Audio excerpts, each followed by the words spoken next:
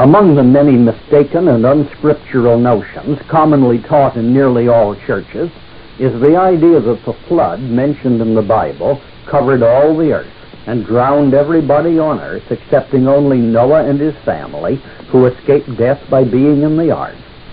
So many churches have firmly insisted that the Bible says this, when there is ample proof that the flood was not worldwide, that they have destroyed the faith of multitudes of people in the Bible, made atheists or agnostics out of hundreds of thousands of people who might have become Christians if they had only been taught the truth about the Bible.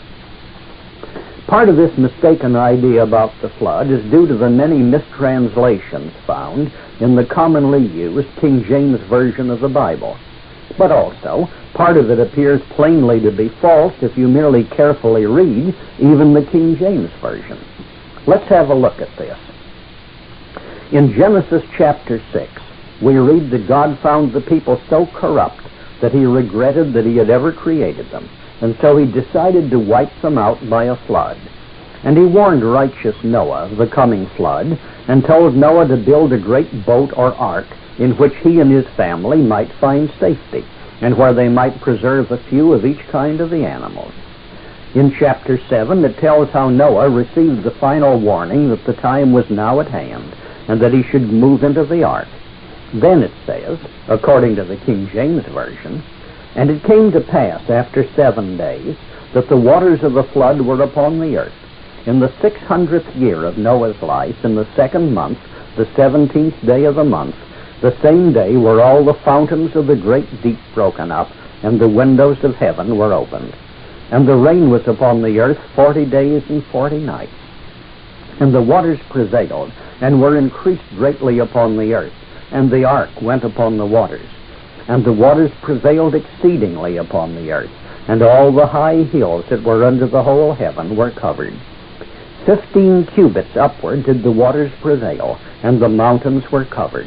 And all flesh died that moved upon the earth, both of fowl and of cattle and of beast, and of every creeping thing that creeps upon the earth, and every man.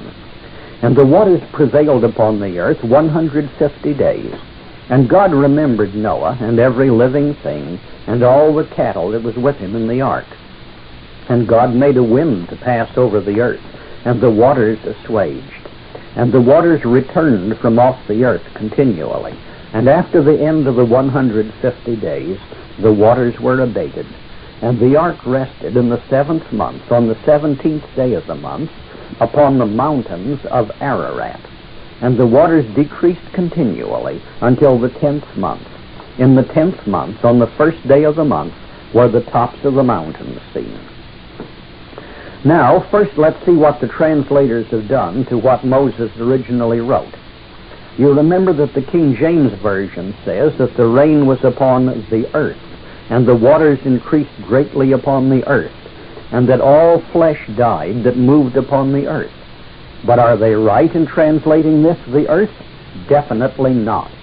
Remember that in Genesis 4:14, when God has driven Cain away in punishment for his murder of Abel, the King James Version quotes Cain as saying, "Behold, thou hast driven me out this day from the face of the earth."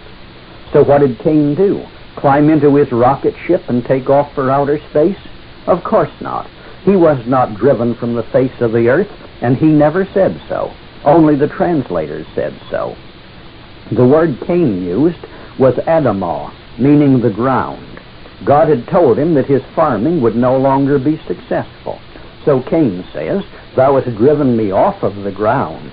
And you have probably noticed that Cain's descendants today are not farmers. They run pawn shops and other money-lending institutions. When we come to the 7th chapter of Genesis, where it is talking about the flood, wherever it says that the flood covered the earth, the Hebrew word used in the original writing by Moses was eretz, meaning the land. The flood did cover that particular land where it occurred. That is, it was a local flood which covered one particular region or land, but not the whole earth. Again, notice that it specifies that 15 cubits upward did the waters prevail, and the mountains were covered. In ancient times, two different lengths of the cubit were in use. The Hebrew sacred cubit of 25 inches and the common cubit of 20 5/8 inches. Therefore, the waters rose above the tops of the mountains of which it is speaking by either 25 feet 9 inches or 31 feet 3 inches, according to which cubit you use. If this meant that all the mountains on earth were covered, the waters would have to cover Mount Everest, which is nearly 6 miles high. Therefore, all the earth would be covered by water 6 miles deep. In that case, where could it have run off to when the flood subsided? No, I don't mean that the Bible was that badly mistaken. Only the translators made this mistake, because they took a Hebrew word, eretz, which means that land, and mistranslated it to mean the whole world. A little later, we shall look over the evidence which proves where that land was. But if the whole earth was covered by 6 miles of water, then all the nations must have been completely exterminated. Yet Babylonian, Egyptian, and Chinese history runs right through this period without a break. The Bible gives the date of Noah's flood as commencing in 2345 BC and ending in 2344 BC. In Lower Sumer, later called Chaldea, and which occupied the same plains of Shinar to which Noah's family journeyed after the flood, the city of Ur of the Chaldees was the leading city from about 2400 BC until about 2285 BC, and its history is not broken by any flood in this period.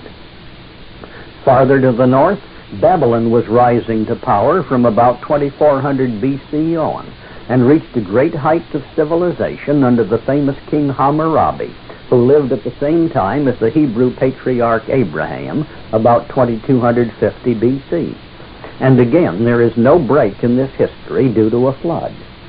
In Egypt, the 11th dynasty began to reign about 2375 BC over a great and powerful nation. The 11th dynasty ruled Egypt to about 2212 BC, and were followed by the 12th dynasty, which ruled to about 2000 BC.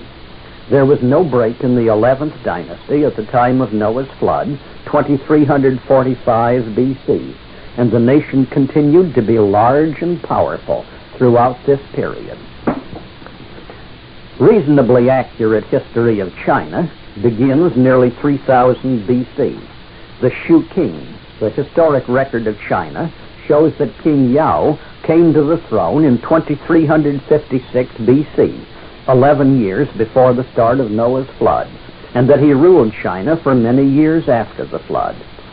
During the reign of King Yao, the Shu King reports that the Huanghe River, which drains mountains and the great basin in Xinjiang province, had excessive floods for 3 generations. Here again, there was no break in history. The Chinese nation was not wiped out, but its own records show that it continued in existence right through the period of Noah's flood. Therefore, the Bible is correct in stating that the flood covered only Eretz, that land, and that the translators are wrong when they change the meaning of what Moses really wrote in the 7th chapter of Genesis and say that the flood covered all the earth. This leaves us ready to inquire where the flood did occur. For this, we will have to start with Adam and Eve and trace where they and their descendants went. They started out in the Garden of Eden. Genesis 2, verses 10 to 14 tells us that a river went out of Eden, and this river divided into 4 streams.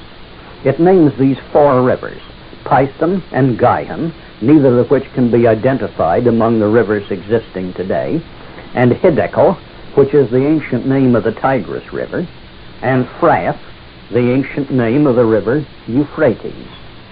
The Tigris and Euphrates rise in what is today extreme southeastern Turkey, a little north of modern Iraq. Making some allowance for the fact that many rivers have changed their courses considerably in the course of several thousand years, this still places the Garden of Eden at the northern end of ancient Akkad. When Adam and Eve were driven out of the Garden of Eden, Genesis 3, verse 24 tells us that God placed cherubim with a flaming sword at the east side of the Garden of Eden to keep Adam and Eve from returning and having access to the tree of life. If this guard was to accomplish anything, it must have been placed between Adam and the Garden of Eden. So we see that Adam and Eve were driven out to the eastward. From Eden, Adam's course would naturally have led him across northern Iran, around the southern end of the Caspian Sea, into what was formerly called Chinese Turkestan, and today is known as Xinjiang province, in the extreme west of China.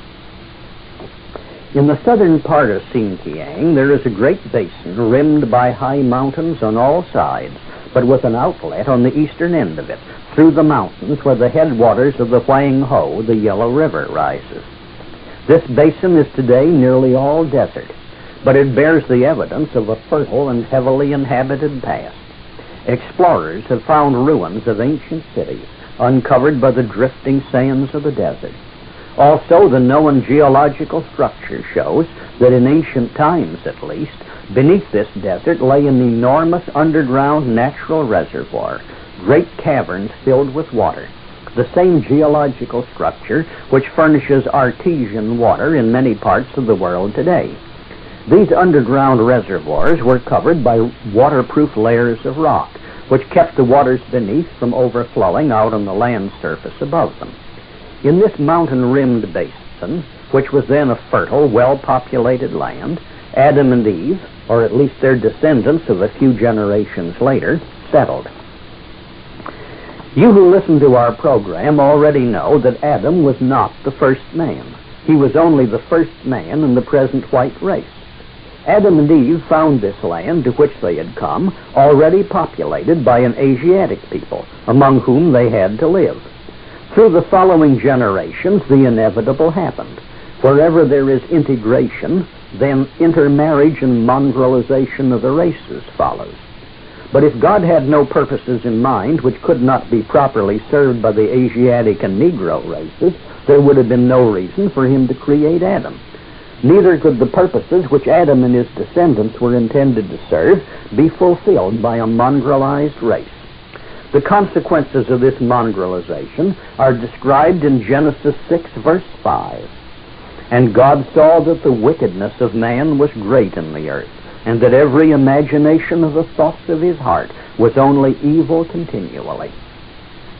Again, we find that the word there mistranslated earth is the Hebrew word eretz, which means only the land, that particular land.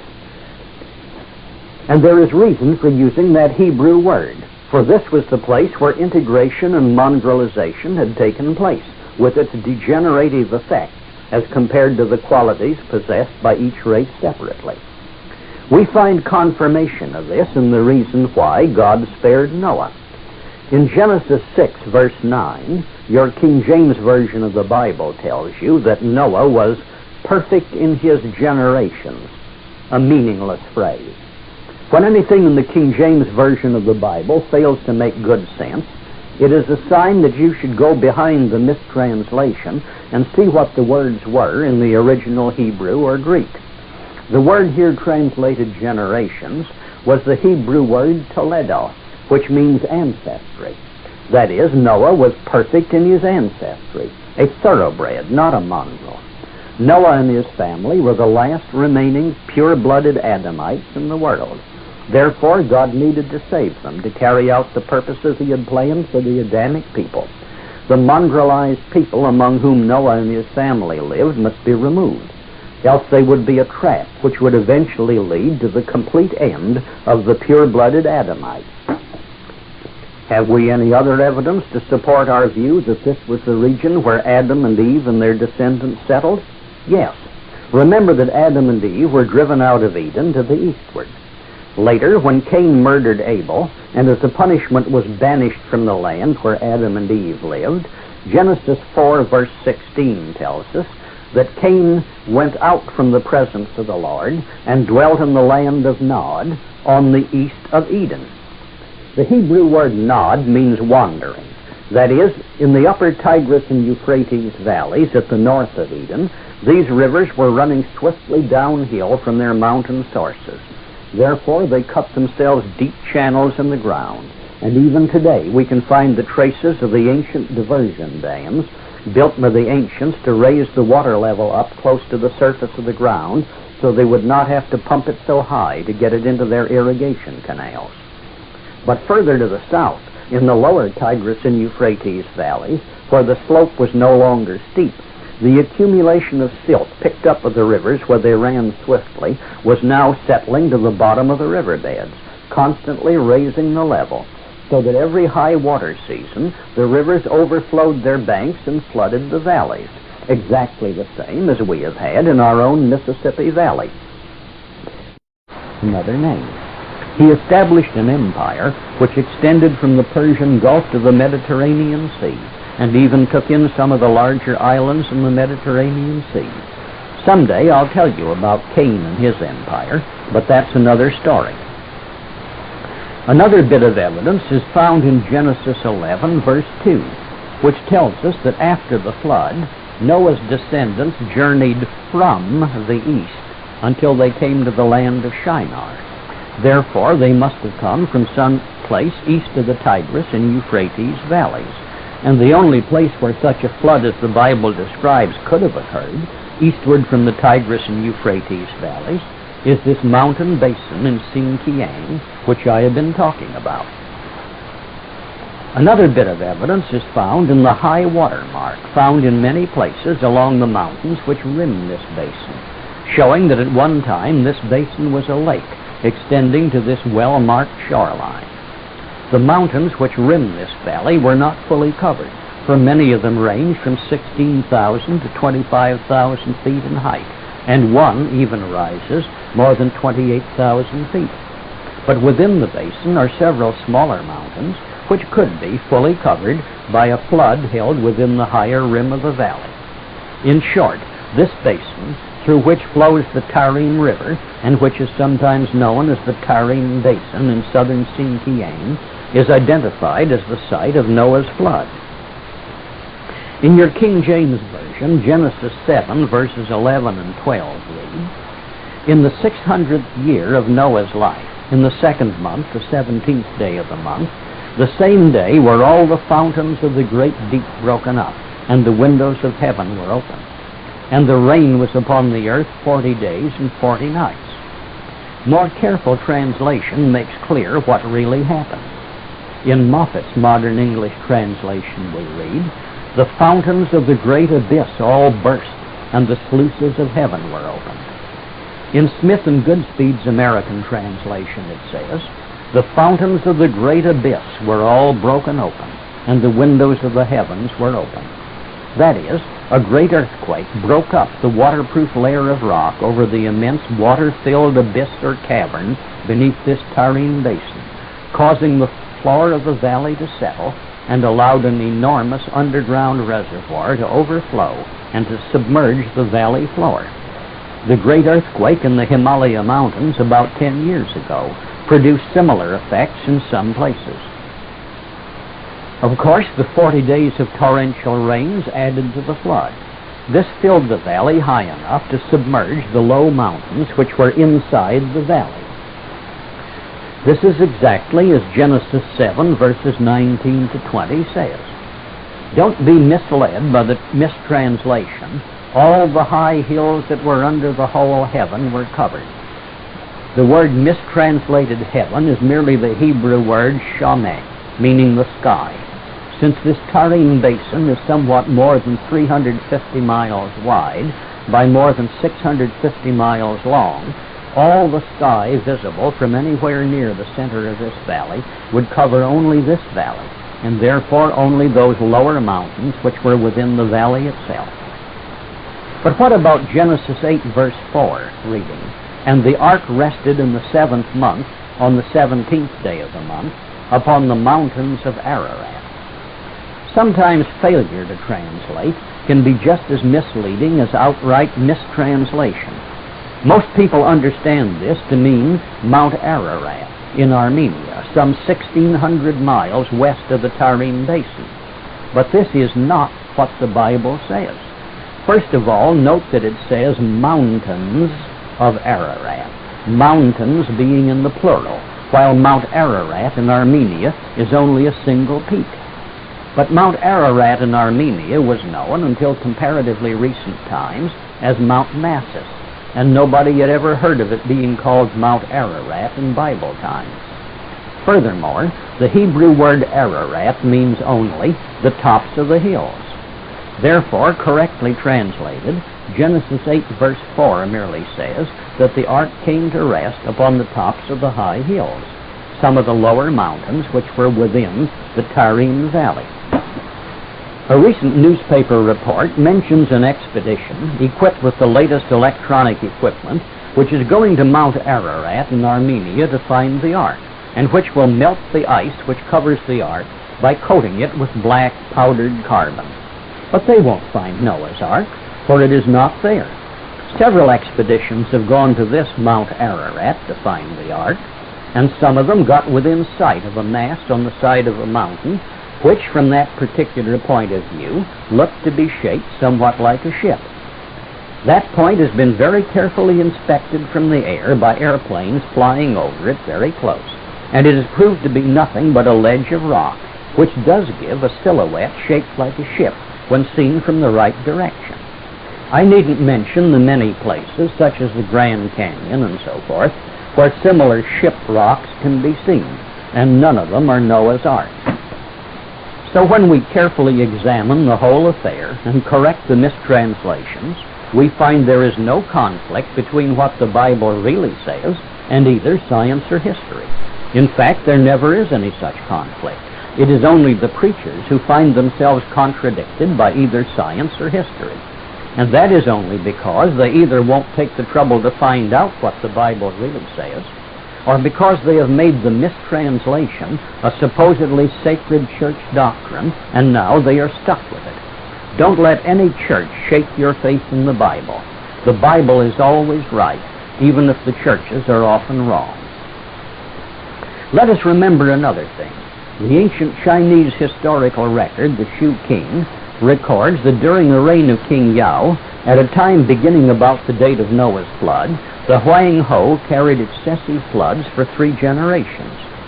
Drainage out of the Tarim Basin to the eastward would have been carried off in the Huang Ho River and would account for this. Now we come to another false doctrine taught in many churches, that since nobody survived in all the earth except Noah and his family, everybody now living is a descendant of Noah and related by blood, no matter what race they belong to. But we have already seen that the flood did not cover the whole earth, but only one valley, about 350 by 650 miles in size. The Chinese history was not interrupted by it, although they do record purely local floods in the Huang Ho Valley, where the waters were draining off. We have seen that Egyptian history is not interrupted by the flood, so the continent of Africa was not touched by it, and the Negro race continued unaffected by it. It would be absurd to think that Noah and his wife, both of them being white, could have one white child, one Negro child, and one Chinese child. Remember that in Genesis 1, verses 11 to 25, when God created the world and its inhabitants and made the laws governing their reproduction, He did not make it absurd chaos, with whales giving birth to cattle and fish hatching out of birds' eggs. His law, repeated several times for emphasis, is always that each creature must bring forth strictly after his own kind. The churches which teach this false doctrine of everybody being descended from Noah never got it out of the Bible, that is, in any true translation of the Bible. As Moses wrote it in the Hebrew language under divine inspiration, the Bible correctly tells that Noah's descendants went out into a world already populated by people who had lived right through the time of the flood and were still going strong.